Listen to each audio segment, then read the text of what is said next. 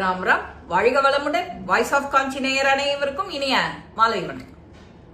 அபார கருணா சிந்தும் ஞானதம் சாந்த ரூபினம் ஸ்ரீ சந்திரசேகர குரு பிரணமாமி முதான்வம். ஸ்ரீ பெரியவா வத்தலக்குண்டுலேந்து பெரியவாளை பார்க்க ஒருத்தர் வரார். அவர் தன்னோட கஷ்ட நிலைமைய சொல்லணும்னு பெரியவா கிட்ட வெயிட் பண்ணிட்டே இருக்கார். ஆனா இவரால எதுவுமே சொல்ல முடியல. ஒரு தூண்ல அந்த ஹால்ல வந்து நிப்பார். தூண்ல சாஞ்சுட்டு பெரியவாளுடைய அருட்பார்வைய பார்த்துட்டு அப்படியே நின்னுடுவர். இப்படியே 2 நாள் போயிடுத்து. அந்த 2 நாளும் ஸ்ரீமடத்திலேயே தங்கிட்டு சாப்பிட்டு இருக்கார். ஏன்னா அந்த காலத்துல அனாவசியமா ஹோட்டலுக்கு போக மாட்டா. ஹோட்டலுக்கு போனா காசு செலவாயிடும், மடி தப்பாயிடும், உடம்புக்கு ஏதானு வந்துடும் அப்படின்னு இம்சை வந்துடும்.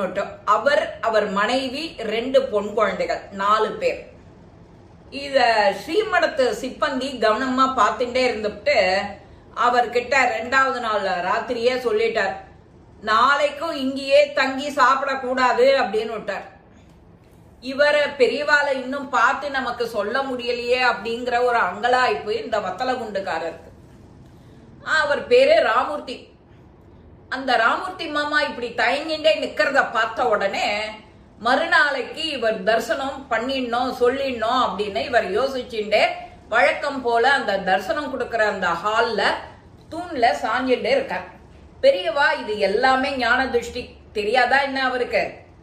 கவனிச்சுட்டு இருந்துட்டு, வத்தலகுண்டு தானே நீ அப்படின்னு பெரியவா ஆரம்பிக்கவும் அவருக்கு ரொம்ப சிரிப்பு, சந்தோஷம் தாங்கல. என்னடா நாமளே பேச்ச ஆரம்பிக்கணும், எப்படி ஆரம்பிக்கிறதுன்னு தெரியாம இருந்தோம், பெரியவாளே ஆரம்பிச்சுட்டாளே அப்படின்னு அவருக்கு பரம சந்தோஷம். இந்த மாதிரி ஒரு நல்ல வேலையத்தான் அவர் எதிர்பார்த்துட்டு இருந்தார். அந்த நல்ல வேலை நமக்கு கிடைச்சு அவர் சொல்ல ஆரம்பிக்கிறார் தன்னோட கஷ்டங்களை எல்லாம்.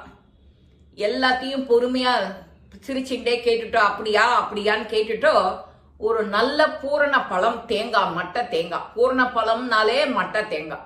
அந்த மட்டை தேங்காய பெரியவா அப்படியே ஆசீர்வாதம் பண்ணி கொடுக்கிறார்.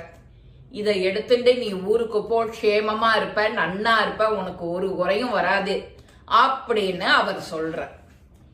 அதுக்கு நடுப்புற இந்த நாளைக்கு இந்த சிப்பந்தி இவரை கடிஞ்சு கோச்சுண்டான் ஒழியோ அவரும் அங்க எதிர்த்தாப்புல நிக்கிறார். தியாகராஜா இங்க வா அப்படின்னு கூப்பிடுறார். கூப்பிட்ட உடனே பெரியவா அடியேன் சுவாமி அப்படின்னு உடனே, இவருக்கு நேத்திக்கு நீ சொன்ன பதில் எதுவும் எனக்கு தெரியாதுன்னு நினைச்சுட்டு இருக்க. 2 நாளா இவர் இங்க தங்கிட்டு இருக்கார், சாப்பிட்டு இருக்கார், என்ன பார்க்கறார், ஆனா குறைய சொல்ல முடியல, அவரால திணறார். இப்பேற்பட்ட பக்தரை நீ இப்படி அவமரியாதை பண்ணலாமா? அவர் ஹோட்டல்ல போய் சாப்பிடுறதுக்கு முதல்ல காசு வேணும், பணம் வேணும். வெளியில தங்கிக்கிறதுக்கு காசு பணம் வேணும். இது இல்ல அவர்கிட்ட. ஸ்ரீமடத்துல தங்குறார், சாப்பிடுறார். நீ என்ன செஞ்சிருக்கணும்? இதெல்லாம் பத்தி தப்பு பேசாம ஒழுங்கா இருந்திருக்கணுமா இல்லையா? அதெல்லாம் நீ செய்யல. நீங்க 2 நாளா இங்க தங்கி இங்கதான் சாப்பிட்டு இருக்கேள், இது இனிமே தொடர்ந்ததுன்னா இங்க வரக்கூடாதுன்னு மிரட்டி இருக்க, ரைட்டா அப்படிங்கிற. அவரோட தலை தொங்கி பெரியவா சொல்றத கேட்டுட்டே இருக்காரு அந்த தியாகராஜன். ஆமா, இப்படி எல்லாம் சொல்லலாமா? இப்போ நாம ஊரா கஷேத்திரமா போறோம், கொட்டகை போடுறோம், தங்குறோம். அங்க இருக்கிற ஜனங்கள் எல்லாம் நம்மளை எப்படி ஆசையா உபச்சாரம் பண்ணி நம்மளை கவனிச்சுக்கிறா. அந்த மாதிரி நீ கவனிக்க வேண்டாம். மற்ற ஊர்கள்ல இருந்து தானே நம்மளை பாக்கிறதுக்கு வரா. சிலருக்கு முடியும், சிலருக்கு முடியாது. அவளை இப்படி மனவேதனை படுத்தி நீ பேசலாமா? இப்படி ஹிம்சா பண்ணலாமா நீ அப்படின்னு அதையும் சொல்ற. என்ன பண்ணுவியோ ஏது பண்ணுவியோ எனக்கு தெரியாது. இவர் ஊருக்கு கிளம்புறதுக்கு, வழி செலவுக்கு, குடும்பம் நடத்துறதுக்குன்னு காசு கொடுக்கணும். காசு பணம் கொடுத்து பொருளுதவி கொடுத்துட்டு கூடவே மடத்துல இருந்து இந்த உப்பு புளி காரம் சாமான்கள் எல்லாம் ப்ரொவிஷன் எல்லாம் கொடுக்கணும் அவருக்கு.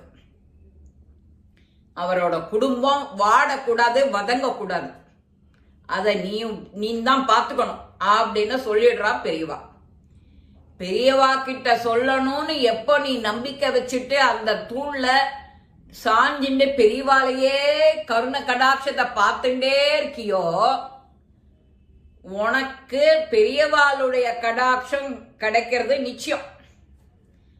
நாம அட்லீஸ்ட் காஞ்சிபுரம் போய் ஒரு தடவை, வருஷம் ஒரு தடவை, நான் அடிக்கடி கூட சொல்லல, வருஷம் ஒரு தடவை சன்னிதானம் போய் நின்னாக்க உனக்கு எல்லாமே கிடைக்கும். இந்த பதிவு உங்க எல்லாருக்கும் பிடிச்சிருக்கும். லைக் பண்ணுங்க, ஷேர் பண்ணுங்க, பெல் பட்டனை கிளிக் பண்ணுங்க, சப்ஸ்கிரைப் பண்ணுங்க, கமெண்ட்ஸ் பாக்ஸ்ல கமெண்ட்ஸ் போடுங்க. ராமூர்த்தி மாமா எப்படி எவ்வளவு சந்தோஷம் ஆனந்தம் அடைஞ்சாலோ அதை விட பல மடங்கு நமக்கு கிடைக்குங்கிறது நம்பிக்கையோட எல்லாரும் போகணும். அது ரொம்ப ரொம்ப ரொம்ப முக்கியம். நாம இந்த சிவராத்திரி வரப்போறது அடுத்த வாரம். நிறைய நமச்சிவாயா சொல்லி நமச்சிவாய மந்திரங்களை எல்லாருக்கும் காதுல விழற மாதிரி இந்த சப்த ஒளிங்களை நம்ம வீடுகளை தூய்மைப்படுத்துறதுக்கான சப்தம் அதை சொல்லி எல்லாருக்கும் எல்லா நலமும் வளமும் கிடைக்கணும்னு ஈசன் எம்பெருமான் உங்களுக்காக அனுகிரகம் பண்ண காத்துட்டு இருக்கார். நாம செய்ய வேண்டியது என்ன? குடும்பமா சேர்ந்து ஒரு நிமிஷம் சொன்னாலே 1000 ஆயிடும். இந்த நமச்சிவாய மந்திரத்தை எல்லாரும் சொல்லி இந்த சிவராத்திரியை கொண்டாட ஸ்ரீ பெரியவா நமக்கு அனுகிரகம் பண்ணிட்டே இருப்பா. அதுல சந்தேகமே கிடையாது. இந்த பதிவு உங்க எல்லாருக்கும் பிடிச்சிருக்கும். லைக் பண்ணுங்க, ஷேர் பண்ணுங்க, பெல் பட்டனை கிளிக் பண்ணுங்க, சப்ஸ்கிரைப் பண்ணுங்க, கமெண்ட்ஸ் பாக்ஸ்ல கமெண்ட்ஸ் போடுங்க. ஸ்ரீ மகாபெரிவா திருவடிகளே சரணம். நல்லதே நடக்கும். ஆனந்தமா இருப்போம் நண்பர்களே. வாழ்க வளமுடன்.